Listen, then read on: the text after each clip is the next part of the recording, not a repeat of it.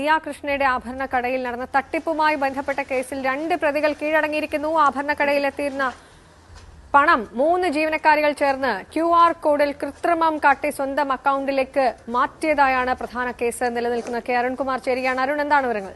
Hi guys, നമസ്കാരം. പുതിയ വീഡിയോയിലോട്ട് നിങ്ങൾക്ക് എല്ലാവർക്കും സ്വാഗതം.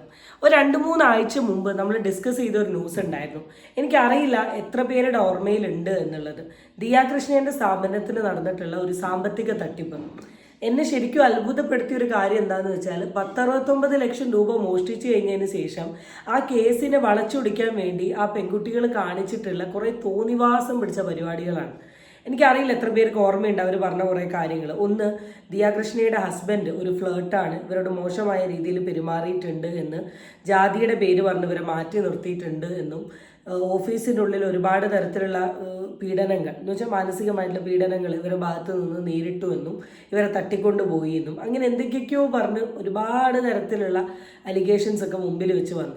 അത് കഴിഞ്ഞതിന് ശേഷമാണ് നമ്മുടെ ക്രൈംബ്രാഞ്ച് കേസ് ഏറ്റെടുക്കുന്നതും അവർ സാമ്പത്തികമായിട്ട് ദിയ കൃഷ്ണയുടെ കയ്യിൽ നിന്ന് ഇവർ പൈസ മോഷ്ടിച്ചിട്ടുണ്ട് എന്ന കാര്യം തെളിയുന്നതൊക്കെ.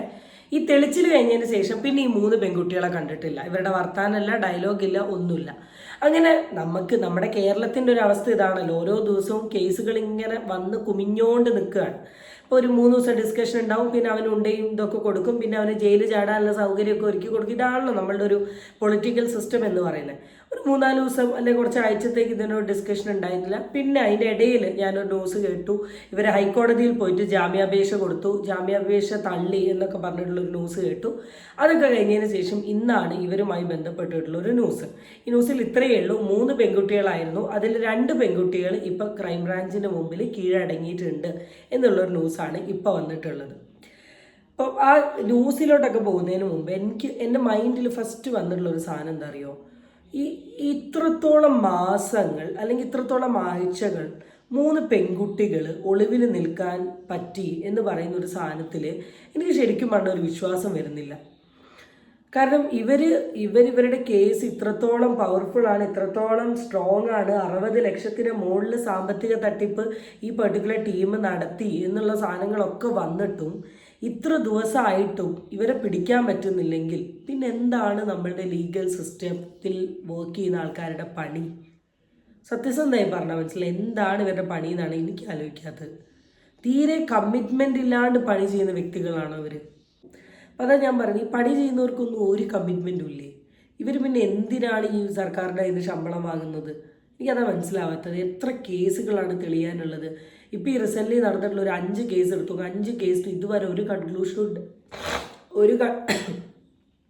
കൺക്ലൂഷനും ഉണ്ടായിട്ടില്ല.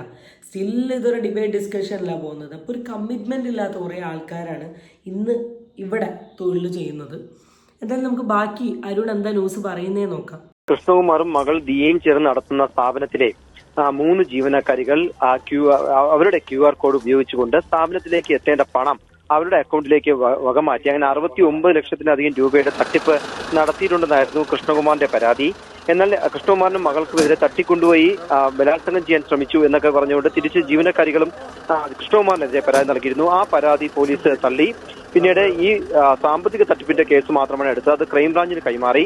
ഈ ക്രൈംബ്രാഞ്ചിന് കൈമാറിയപ്പോൾ ഇന്ന് ഹാജരായിട്ടുള്ള 2 പേർ, വിനീത, രാധാകുമാരി എന്നിവർ ഹൈക്കോടതിയെ മുൻകൂർ ജാമ്യത്തിന് സമീപിച്ചു. പക്ഷേ ഹൈക്കോടതി മുൻകൂർ ജാമ്യം നൽകിയില്ല. ഇവരോട് ഹാജരാകാനാണ് ആവശ്യപ്പെട്ടത്. 3 പ്രതികളാണ് ഇതിനകത്തുള്ളത്. അതിൽ ഒരു ജീവനക്കാരി ഹൈക്കോടതിയെ സമീപിച്ചില്ല, ഇന്ന് ഹാജരായിട്ടുമില്ല.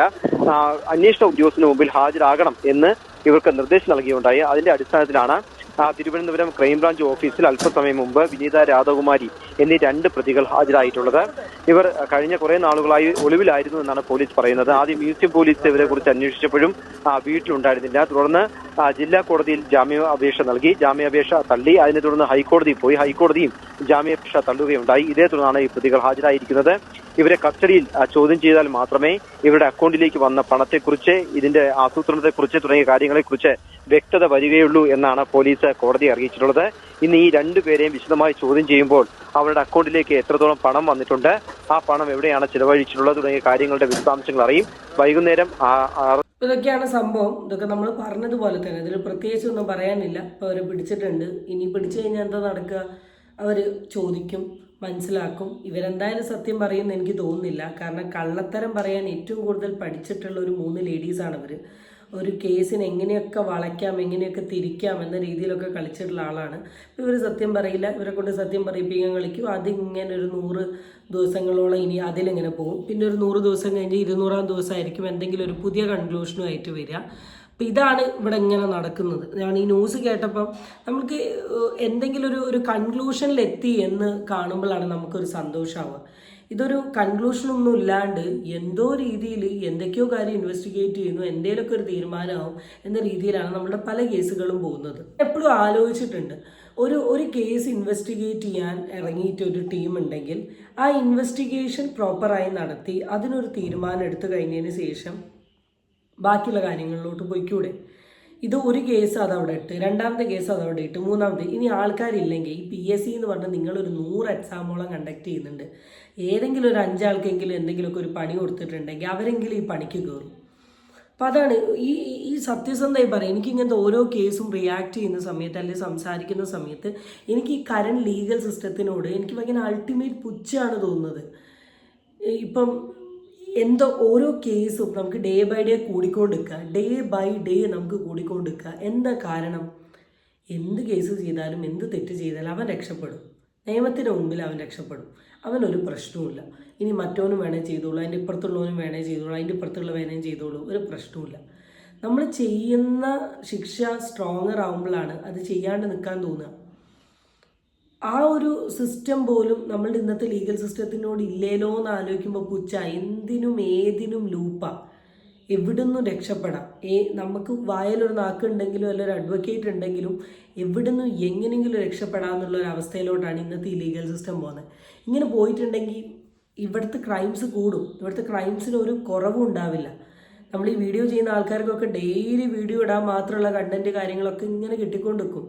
ഇന്നും റിയാക്ട് ചെയ്യാൻ എനിക്കൊരു ന്യൂസ് ഉണ്ട്. കാമുകി ദളിത് യുവാവ് എന്ന് വെച്ചാൽ കാമുകനെ എന്തോ വിഷം കൊടുത്ത് കൊല്ലാൻ ശ്രമിച്ചു എന്നോ, അതിനൊരു കൺക്ലൂഷൻ വന്നിട്ടില്ല. അങ്ങനെ ഒരു കേസ് ഉണ്ട്. മെഞ്ഞാന്ന് നടന്ന ഒരു പ്രഗ്നൻ്റ് ആയിട്ടുള്ള വുമൻ്റെ ഡൊമസ്റ്റിക് വയലൻസ് കാരണം സൂയിസൈഡ് ചെയ്തൊരു കേസ് ഉണ്ട്. ഇങ്ങനെ ഒരുപാട് കേസുകൾ മിനിറ്റിന് വന്നുകൊണ്ടിരിക്കുകയാണ്. പറയാനാണ് ഇതിന് മാത്രമേ നേരം ഉണ്ടാവും. അപ്പം ഇത്രയൊക്കെ ആയിട്ടും എന്തുകൊണ്ടാണ് ഒരു മാറ്റം വരാത്തത് എന്നുള്ളത് ഞാൻ ആലോചിക്കുന്നത്. ഇന്ന് ഡിസ്കസ് ചെയ്ത ടോപ്പിക് സൗമ്യയുടെ ഇപ്പോഴും ഗോവിന്ദചാമി ജയിലിൽ ചാടിക്കളിക്കുക. ഇതാണ് നമ്മളുടെ ലീഗൽ സിസ്റ്റം. ഇതല്ല, ഇതിനപ്പുറം കേസസ് ഡേ ബൈ ഡേ വന്നുകൊണ്ടേ നിൽക്കും. സോ അതൊക്കെയാണ് ഈ കേസിൻ്റെ വിവരം. റെഡ് ഏജൻറ്റിൻ്റെ തന്നെ ഒരു വീഡിയോ ഷെയർ ചെയ്താൽ അയച്ചൊരു മെസ്സേജ് ഉണ്ട്. Hello, this side Vineetha. I notice that you have posted content using my photo and voice without my consent. I do not give permission for my image, voice or any part of my identity to be used in your content. This content is also mentally and emotionally distressing. I request you to delete it immediately. If not removed, I will be forced to take legal action under cyber laws and report it for harassment and defamation. I hope you will understand and take this seriously. Thank you. ഇതാണ് വിനീത എന്ന് പറയുന്ന ആൾ secret agent അയച്ച ഒരു message. ഈ മെസ്സേജിനെ പറ്റി ഞാൻ സംസാരിച്ചു എന്നുള്ളത് ഫസ്റ്റ് തിങ് ഇതിൽ പറയുന്ന ഇത്രയേ ഉള്ളൂ. നിങ്ങൾ എൻ്റെ ഫേസും എൻ്റെ സൗണ്ടും ഒക്കെ കാണിച്ചിട്ട് വീഡിയോ സോഷ്യൽ മീഡിയയിൽ ഇട്ടിട്ടുണ്ട്.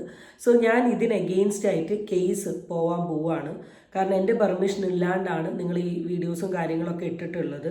സോ എന്നെ അത് ബുദ്ധിമുട്ടാക്കുന്നുണ്ട്. സൈബർ ലോ പ്രകാരം ഞാൻ കേസ് എടുക്കുന്നതാണ്. ആദ്യം തന്നെ എനിക്കിന്ന് ഇത്രയും ഈ ലോകത്തുണ്ടായിരുന്ന ഇത്രയും സൈബർ ലീഗൽ സിസ്റ്റത്തിൽ ഏറ്റവും കൂടുതൽ പണിയെടുക്കാത്തൊരു സിസ്റ്റം ഏതാ അറിയോ?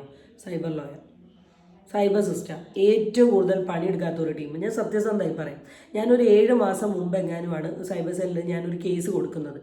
എൻ്റെ പേരിൽ ഫേസ്ബുക്കിൽ ഒരു ഫേക്ക് അക്കൗണ്ട് ക്രിയേറ്റ് ചെയ്തത്, എൻ്റെ ഫോട്ടോസ് അവർ യൂസ് ചെയ്യുന്നുണ്ട്, പേര് വേറെ എന്തോ ഒരു ഫേക്കാണ്.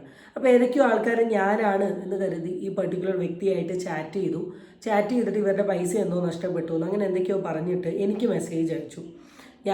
എനിക്ക് പേഴ്സണലി മെസ്സേജ് അയക്കുന്ന ആൾക്കാരെ DM-ന് പോലും റിപ്ലൈ കൊടുക്കാത്ത ഒരാളാണ് ഞാൻ. അപ്പോൾ മെസ്സേജ് റിക്വസ്റ്റ് ഞാൻ ചെക്ക് ചെയ്തില്ല. അങ്ങനെ എൻ്റെ ബ്രദറിനെ കോൺടാക്ട് ചെയ്തിട്ട് ഈ ഒരു കാര്യം പറഞ്ഞു. ഞാൻ അപ്പം തന്നെ സൈബർ സെല്ലിൽ പോയി കേസ് കൊടുത്തു. കേസ് ഫയൽ ചെയ്തു. ഓൺലൈനായിട്ടാണ് എല്ലാം. അന്ന് ഞാൻ ഫയൽ ചെയ്യുന്ന സമയത്ത് എനിക്ക് തോന്നുന്നു ആ പർട്ടിക്കുലർ അക്കൗണ്ടിൽ ഫ്രണ്ട്സ് ലിസ്റ്റ് എന്ന് പറയുന്നത് ഒരു 257, 257 238 അങ്ങനെ എന്തൊക്കെയോ ആണ്, 200 സംതിങ് ആയിരുന്നു ഉണ്ടായിരുന്നത്. ഞാൻ കേസ് ഫയൽ ചെയ്തിട്ട് ഇപ്പോൾ like more than 6 months something ആയി എന്നാൽ എനിക്ക് തോന്നുന്നു. എൻ്റെ ഇൻസ്റ്റഗ്രാമിൽ കാണാൻ പറ്റുമല്ലോ, എൻ്റെ യൂട്യൂബിലുണ്ട്. ഇപ്പോൾ ആ അക്കൗണ്ടിൻ്റെ followers I thought like more than 2K ആണ്. This is what the cyber law is all about. അപ്പം നിങ്ങൾ ഇങ്ങനത്തെ കേസൊക്കെ സൈബർ ലോന് കൊടുത്തിട്ട് പ്രത്യേകിച്ച് ഒരു കാര്യമില്ല. അവർ ഇത് മൈൻഡ് ചെയ്യാൻ പോലും നിൽക്കുന്നില്ല. കാരണം അവർക്ക് 100 ദിവസം 100 കംപ്ലൈൻറ്റ് വന്നുകൊണ്ട് നിൽക്കുക. കാരണം ഇന്ന് ടെക്നോളജീസ് വന്നെങ്കിലും ഫോണിൻ്റെ ഉള്ളിൽ കൂടെ നടക്കുന്ന അനീതികൾ കൂടുകയാണല്ലോ. ഇത് വേറൊരു സൈഡാണ്. ആൻഡ് സെക്കൻഡ് തിങ് എന്ന് പറയുന്നത് ടു ഓൾ വിനീത, അല്ലെങ്കിൽ എൻ്റെ വീഡിയോ കാണുന്ന ആൾക്കാരോട് എനിക്ക് പറയാനുള്ളത്, നമ്മൾ ഇങ്ങനത്തെ ടൈപ്പ് ഓഫ് വീഡിയോ എടുക്കുന്ന ആൾക്കാർ, ഇപ്പോൾ ഈ റിയാക്ഷൻ വീഡിയോസൊക്കെ എടുക്കുന്ന ആൾക്കാരെ പോലെയുള്ള ആൾക്കാർ, ഞങ്ങൾക്ക് നല്ല ബുദ്ധിയുണ്ട്. ഞങ്ങൾ നോക്കിയും കണ്ടും മാത്രമേ ഞങ്ങൾ വീഡിയോസ് എടുക്കൂ. ഞങ്ങൾ തംബ്നെയിലിൽ എന്തിടുന്നു, ഞങ്ങൾ എന്ത് പറയുന്നു നോക്കണേ. Thumbnail is of course the click byte ആണ്. നിങ്ങൾ നമ്മളുടെ വീഡിയോയിൽ അട്രാക്റ്റഡ് ആവണമെങ്കിലോ വീഡിയോ കാണണമെങ്കിലോ നമ്മളിടുന്ന ഒരു ഫ്രണ്ട്, നമ്മളിപ്പോൾ സീരിയലിൽ കാണുന്ന ഒരു പരസ്യം, ഇപ്പോൾ ഈ ഒരു ഇൻ്റർവ്യൂ, നിങ്ങൾ പല ഇൻ്റർവ്യൂ നോക്കി സ്റ്റാർട്ടിങ് കാണുക അടിക്കുന്നതും വെള്ളം ഒഴിക്കുന്നതൊക്കെ, ഇൻ്റർവ്യൂ കയറി നോക്കുമ്പോൾ ഒന്നും ഉണ്ടാവില്ല. ഒരു ക്ലിക്ക് ബൈറ്റ് ആണ് തംബ്നെയിൽ. നമ്മൾ വീഡിയോയിൽ പറയുന്ന കാര്യങ്ങൾ, നമ്മൾ യൂസ് ചെയ്യുന്ന വേർഡ്സ് കാര്യങ്ങളൊക്കെ നമ്മൾ 100% റീചെക്ക് ചെയ്തിട്ട് മാത്രമേ നമ്മൾ ഇടൂ. ആൻഡ് നമ്മൾ അപ്ലോഡ് ചെയ്യുന്ന വീഡിയോയ്ക്കും അതിൻ്റെതായ ഗൈഡ് ലൈൻസ് ഉണ്ട്. യൂട്യൂബ് ഗൈഡ് ലൈൻസ് സാറ്റിസ്ഫൈ ചെയ്യുന്ന വീഡിയോ ആണെങ്കിൽ മാത്രമേ നമുക്കത് പുറത്തിടാൻ പറ്റൂ. അല്ലെങ്കിൽ നമുക്ക് അതിൻ്റെതായ രീതിയിലുള്ള മെസ്സേജും കാര്യങ്ങളൊക്കെ യൂട്യൂബിൽ നിന്ന് വരുന്നുണ്ട്. പിന്നെ ഇത് ടു ദിസ് വിനീതേൻ്റെ നോളജിന് വേണ്ടിയിട്ട് പറയുകയാണ്. നമ്മൾ വിനീത റിലേറ്റ് ചെയ്തിട്ട് നമ്മൾ അപ്ലോഡ് ചെയ്യുന്ന ഒരു വീഡിയോ ഞങ്ങൾ ഒരിക്കലും വിനീതയുടെ പേഴ്സണൽ സ്പേസിൽ, പ്രൈവറ്റ് സ്പേസിൽ വന്ന് ഒളിക്യാമറ വെച്ച് ഒപ്പിയെടുക്കുന്ന ഒരു വീഡിയോ അല്ല. സോഷ്യൽ മീഡിയയിൽ വന്നിട്ടുള്ള വീഡിയോ ആണ്. I thought Asianet news, 24, reporter, Mathrubhumi news, ഇൻസ്റ്റഗ്രാമിലെ കുറേ പേജ്, ഇങ്ങനെ സോഷ്യൽ മീഡിയയിൽ വന്നൊരു ന്യൂസാണ്. ആ ന്യൂസ് അതിൽ നിന്ന് കട്ട് ചെയ്തെടുത്ത് സംസാരിക്കുന്നത് is not a punishable thing. So cyber law എന്ന് പറയുന്നതിന് മുമ്പ് try to understand what is cyber law. അതിനുശേഷം സൈബർ ലോയിൽ കേസ് കൊടുക്കുക എന്ന് പറയാം. പിന്നെ ഓരോ ആൾക്കാരുടെ വീഡിയോയും കംപ്ലീറ്റ് ചെക്ക് ചെയ്താൽ, ഇപ്പം ഞാൻ എടുക്കുന്ന വീഡിയോയിൽ 100% ഷുവറാണ്, അതിൽ ഞാനൊരു നെഗറ്റീവായിട്ടുള്ളൊരു കാര്യം ഞാൻ പറയുന്നില്ല എന്നുള്ളത്. ആൻഡ് എൻ്റെ ഫ്രണ്ട്സും എൻ്റെ ഫാമിലിയും എൻ്റെ വീഡിയോസ് കാണുന്നുണ്ട്. അവരെന്തെങ്കിലും ഒരു മിസ്റ്റേക്ക് പറഞ്ഞാൽ ആ പോയിന്റിൽ തന്നെ ഞാൻ എൻ്റെ വീഡിയോ എന്ത് ചെയ്യലുണ്ട്, കറക്റ്റ് ചെയ്യലുണ്ട്. അപ്പോൾ സൈബർ സെല്ലിൽ കേസ് കൊടുത്താലും അവർ നമ്മുടെ വീഡിയോ ആണ് ചെക്ക് ചെയ്യുക. വീഡിയോ ചെക്ക് ചെയ്തിട്ട് അതിലൊരു മിസ്റ്റേക്സും ഇല്ലെങ്കിൽ അവർക്ക് വീഡിയോ ടേക്ക് ഡൗൺ ചെയ്യാനും പറ്റില്ല. അപ്പോൾ അതൊക്കെ പറയുന്നതിന് മുമ്പ് നിങ്ങൾ ഫസ്റ്റ് ചെയ്യേണ്ട കാര്യം ആ 69 ലക്ഷത്തിൻ്റെ പേരിലൊരു തീരുമാനം ഉണ്ടാക്കുക. അത് തീരുമാനം ഉണ്ടാക്കി കഴിഞ്ഞതിന് ശേഷം നമുക്ക് ഈ തരത്തിലുള്ള കേസ് കാര്യങ്ങൾക്ക് പോകും. എൻ്റെ വീഡിയോ കാണുന്ന ഒരു 4-5 പേർക്കെങ്കിലും കോമൺ ആയിട്ട് ഉണ്ടാകുന്ന ഒരു ഡൗട്ടായിരിക്കും, മറ്റൊരാളുടെ ടോപ്പിക്ക് നമ്മളെടുത്ത് റിയാക്ട് ചെയ്യുകയാണെങ്കിൽ is this punishable under law, അല്ലെങ്കിൽ ഇതൊരു കേസിൻ്റെ ഭാഗമായിട്ട് പണിഷ് ചെയ്യാൻ പറ്റുന്ന ഒരു സാധനമാണോ എന്നുള്ളത്. അത് നിങ്ങൾ എപ്പോഴും മനസ്സിലാക്കേണ്ട കാര്യം, നമ്മൾ എന്ത് പറയുന്നു, നമ്മളെങ്ങനെ പ്രസൻറ്റ് ചെയ്യുന്നു, നമ്മൾ എന്ത് റെസ്പെക്റ്റാണ് അവർക്ക് കൊടുക്കുന്നത് എന്നതിലാണ് ഈ ലോ കാര്യങ്ങളൊക്കെ വരുന്നത്. സോ ആ ഒരു സൈഡിലോട്ടൊക്കെ പോകുന്നതിന് മുമ്പ് ഫസ്റ്റ് യു ട്രൈ ടു ഈ 69 ലക്ഷത്തിൽ ഒരു തീരുമാനമാക്കുക.